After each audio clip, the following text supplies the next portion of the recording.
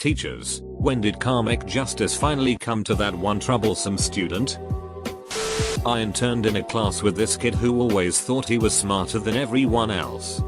He was pretty smart, but not by too much. He always got paired with kids not as smart as him, so he would always be really smug when dealing with them. We learned he got that from his parents. During a parent-teacher conference, his parents praised that boy up and down and thought he was the smartest kid in the school.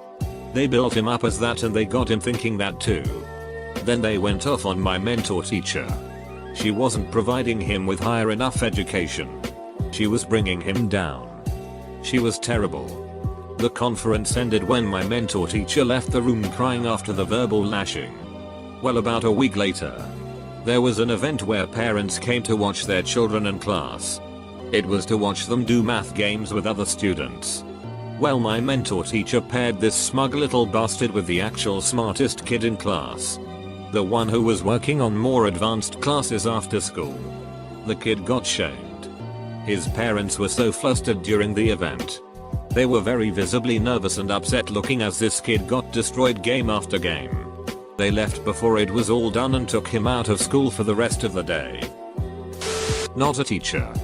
But one time when I was in kindergarten, a kid looked me straight in the eyes, bit himself on the wrist, hard, and ran to the teacher and blamed me.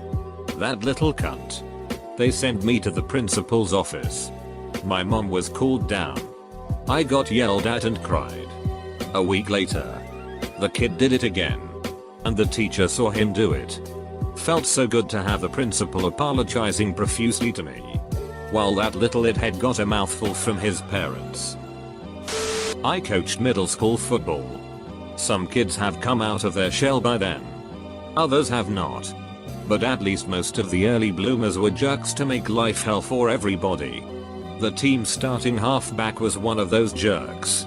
He gave a defensive lineman hell, and since everybody thought he was cool, they gave him hell right along with him. The D lineman was a big guy but not aggressive or outgoing. Still just in his shell really. He did fine out there because he was a big guy but hardly played to his potential.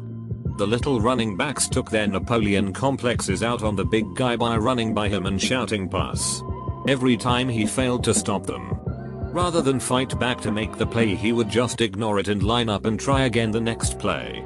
One day the whole thing just clicked for the big guy and he started making plays. He learned to get off his blockers and form tackle and attack the ball carrier. It was a cool thing to see.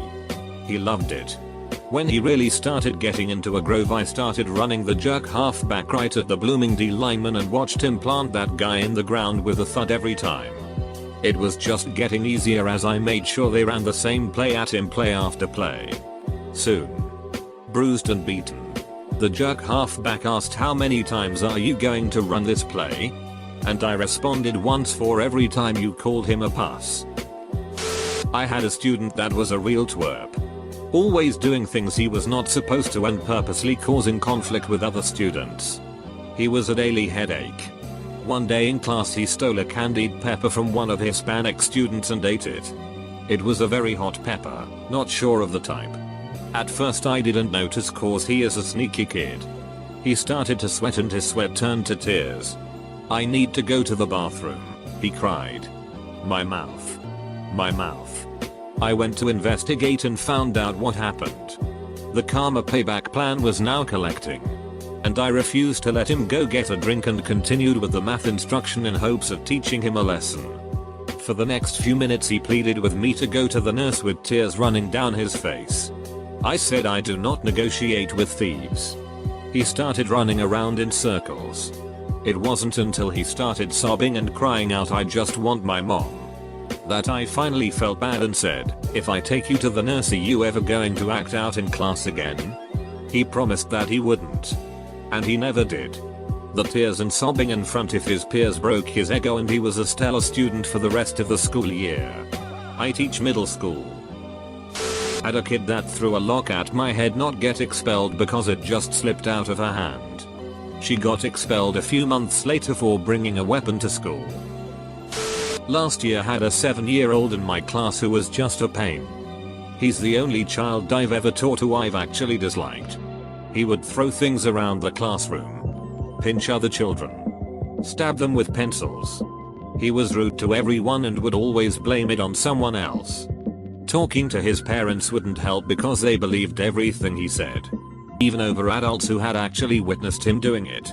They would give excuses and say that other children were blaming him or that he was being picked on. There was nothing wrong with this child other than he had been brought up with no consequences in his life. Anyway, one break time he was harassing another child and I guess they just had enough and this usually mild-mannered child just punched him in the stomach, causing the horrible child to wet himself. When following the indecent up, all of the other children who witnessed it, around 5 or 6, completely closed ranks and denied that it ever happened. I can't usually condone when children hit back, it causes so many other problems, but you better believe all the adults that have had to deal with this child were rooting for the hitter. When I was younger, the teacher got tired of the kid who kept disrupting the class and she gave extra homework to everyone in the class except the troublesome kid and made all the students write thanks for the extra homework. Name. Somehow he stopped believing he was cool after that. Straight from the drill sergeant's playbook. That one. Yep. Stopped the trouble student by peer pressure and stopped the class from encouraging his antics. Didn't like it at the time but was effective as hell. In high school we had this little it kid named Brandon. I only had one class with him, but that class is where the story happened. It was 11th grade geography. And our teacher was one of the nicer teachers I can remember. Brandon would always push her buttons like I'm sure he did to everyone. He would never take it too far. I think he just loved the attention of getting the whole class to look at him or laugh at what he was doing.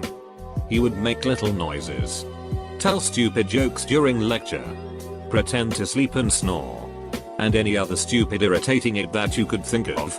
Our teacher. She was quite a patient lady, but you could tell by mid-year that she had enough of his it as anyone. She couldn't even really punish him because Brandon loved that kind of attention and it made him all the happier. The few times he got too much, she would give him detention and a couple times sent him to the office, which just made him more giddy. We had a very tame office staff and they would keep him in the office for an hour or something and just let him out. She tried everything and you could tell she was at the end of her wits. A few weeks after 9/11, some kid thought it would be funny to call in a bomb threat. They cleared the school and went locker by locker. They found nothing, of course. And we went back in. As soon as we sat down in that geography class, an office staff member came into our class and went up to our teacher and whispered something into her ear. I still remember the calm look on her face. In the most professional way, she looked over at Brandon and said, "You're being called to the office." She went on with the rest of the class completely normal. They had found quite a bit of weed in Brandon's locker and as a result he was expelled over it. I was in pre-K in the early 80s at a private Catholic school. This one kid, Amy, would always bite the other kids. I don't remember exactly how it went down, but I guess one day I came home crying or had a really bad bite mark or something and my mom was pissed. She took me straight to the superintendent, not the principal, and showed her what happened. The superintendent, a really old nun, did not put up with that it. She called Amy into her office and bit the duck out of her arm. Amy started crying, but she never bit anyone again. Old nuns in the 80s were hardcore. Note, I am not saying what happened was right, just that it happened. I teach college students to be teachers. My first year doing this, I had a student who was always late, turned in the bare minimum of work, always had excuses. I told him he had to improve because if he did this on the job, he'd get fired. He kept coasting and the other profs let him get by. First teaching job, he got fired. I laughed in the privacy of my office, and I'm not sorry. Not teacher, but I'll tell you a story anyway. There was this guy in middle school that would take it and piss in the hallways really weird, but he somehow thought it was funny so he kept doing it. Well, I was locker buddies with this really early developed guy in middle school. He was like Hagrid big to me back then. I noticed the weird kid standing next to my locker but standing in front of Hagrid's locker. I'm thinking, oh, it's something's about to go down, so I waited. Hagrid gets to his locker and this kid was still standing in front of his locker. Hagrid tells him to please move out of the way because he was blocking the way. Weird kid says no and starts chuckling. All I'm thinking is oh it. Hagrid asks again and still the same response. This is when Hagrid ducking kicks this MF in the face. Like I've never seen anything like this before. This kid is standing straight up and he lifted his leg higher than I am in height and kicked to this kid in the face. Hagrid gets suspended and tells me if that kid ever bothers me to let him know so he can kick him in the face again. Freshman English. Busted a kid for plagiarism. He was furious and refused to drop the course. I gave him a second chance. And he continued to plagiarize.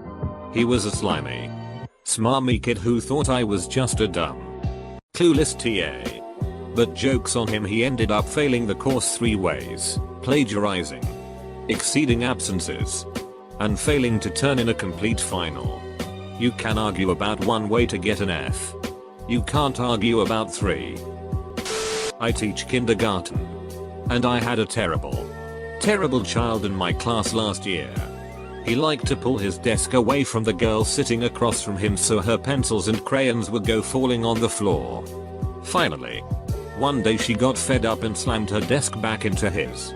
Unfortunately for him, his fingers happened to be there. I had to resist the urge to be like that's what you get, but instead I just reminded him that that's why I said not to move his desk away from the rest of the table and sent him to the nurse. Oh I know how bad that hurts. Good for you for not punishing the girl for dishing out some karma. Me and the girl had a talk about being aware of your surroundings when moving the furniture. And she gave him a half-hearted sorry. All that was needed. Had a student who would routinely get his cell phone out and wouldn't put it away when asked. Often left the room during class. Karmic justice. Failed the course. Teacher's assistant for anatomy. This one student had an ego so large it could barely fit into a room. However, this individual was very intelligent and often scored near perfect on exams. They wanted to go to med school. What made this person troublesome? Every detail was a small battle they had to win. They would bring articles how one small minute detail was incorrectly taught. 1 point off on an exam was met with highlighted notes from the book, PowerPoint, and articles on how they were correct. Mind you, the score on the exam was 99%. Karma justice. Did not get into medical school. One school emailed the pre-professional guidance counselor and told them how much of an ass this individual was during the interview. I used to get in trouble in my 3rd grade a lot because I would lose my pencil in class. My teacher, Mrs. Hodges, must have thought I was a moron. One day, after yet another lost pencil, I glance over at little Miss Anita closing her pencil box and glimpse my pencil in there. I screamed bloody murder at her until my teacher came over to yell at me for disrupting class. I accused Anita, who broke down crying and admitted it. Teacher took her out of class to deal with the situation. As far as I can tell, Anita was not punished. But she never stole any of my pencils again. Capital I, however, did not get an apology from either lady. I think Mrs. Hodges was pissed that she had one less reason to hate me. Looking back, I think Anita was poor and therefore got a pass. A student would frequently verbally abuse me and I was really patient with him. He had some troubles with school in general. So I was just another cog. I still did my best to check in with him and help him out with homework. His parents weren't really responsive because he was a senior and could therefore make his own decisions. One day he flipped out at me and walked out of the classroom. I sincerely had no idea what I did. He'd gone straight to the dean and told her that I gave him a look. The dean knows who I am and what I'm like and what I've done for this student, so she, as she told me later, told him to cut the bullet and be nice to me because I didn't deserve his abuse. He admitted to her that he just wanted to pick a fight and he was impressed at how cool I kept myself when he started yelling "duck you" at me in front of the class. He was nice to me for the rest of the trimester and passed the class with a D+ after having failed it the year prior. I was happy to see him at graduation. I guess my best revenge for this student's abuse was getting him to become a bit more grown up and civil. He deserved it. This douchey kid grabbed a girl's purse and started rifling through it one day. Then he started yelling that she had a knife in her bag, trying to get her in trouble. I believe the sub said something along the lines of, "And that's why she has a knife," and gave the kid detention. After that he stayed away from the poor girl. Our minister had a brat child. One day he kicked at the minister and the man grabbed the kicking foot and the kid fell on the other leg and broke it. When the minister told the congregation the story, the whole church either laughed or clapped. He did start to parent better after that incident. Not a teacher, but in 3rd grade. There was this kid who nobody really liked because when he got in trouble, the whole class would get in trouble. I didn't like the kid. I thought he was annoying and I never really learned anything but to not misbehave because I could also get in trouble like him. Anyway, one day he started giving the other kids in the class $1 bills to be friends with him. All of the boys were like, "Hell yeah. I'll be your friend for $1. Capital I. On the other hand, thought too highly of myself and refused. Then, the teacher stormed into the room, looked straight at him and demanded that he gives back the money. Apparently, he stole it from the teacher. All of the boys who he gave the money to got detention. The kid got expelled. I was a camp counselor, and there was this kid who was so annoying and always tried to borrow money from other campers and not give it back. Eventually, none of the campers wanted to play with him, including his only friend at camp. They came to me and I had to tell him why his friend didn't want to play with him anymore. I encouraged him to stop scheming. He didn't learn. But I think social exclusion is enough of a punishment for him. I was teaching music. I had a flutist who was fantastic. He practiced 4 hours every day and wanted to be the next James Galway, guy who does the Fluty Shire theme in The Lord of the Rings. Unfortunately, he had an ego the size of Texas. He told the girl next to him, who also wanted to be a professional flutist, that she was abysmal and should just go kill herself. He refused to audition for our local honor band, which was part of his grade, because he refused to lower himself to playing with such talentless musicians. He would bitch about my conducting in class when I wouldn't cue him because I was too busy cueing the low brass who needed help with their entrances, aka teaching. He refused to play a theme from a popular video game at a concert, something that we play to get people to attend because we need that money to keep the program going. It was apparently not artistic enough. Then he refused to show up to a concert because he was embarrassed to be seen performing with his high school band. So he failed band and I kicked that toxic little lid out. But he was talented and he wanted to be a flutist. So he auditioned for Juilliard and made it in. This ducker quits before the first semester is over because he believed he was more talented than his teachers. He earned a symphony gig in a very well-known group thanks to a blind audition where he wasn't permitted to talk and reveal how much of a douchebag he was. That lasted 2 weeks before he dissed the very famous conductors conducting and got his ass fired. His career is dead because he couldn't keep his ego in check. And I find it immensely satisfying.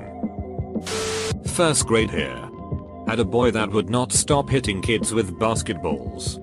He'd run up and pop the ball right at students. Sometimes he'd toss it real fast and say catch. But most often, he'd just throw it at children on the playground who were completely unaware. This kid seemed like he was trying to knock other children down.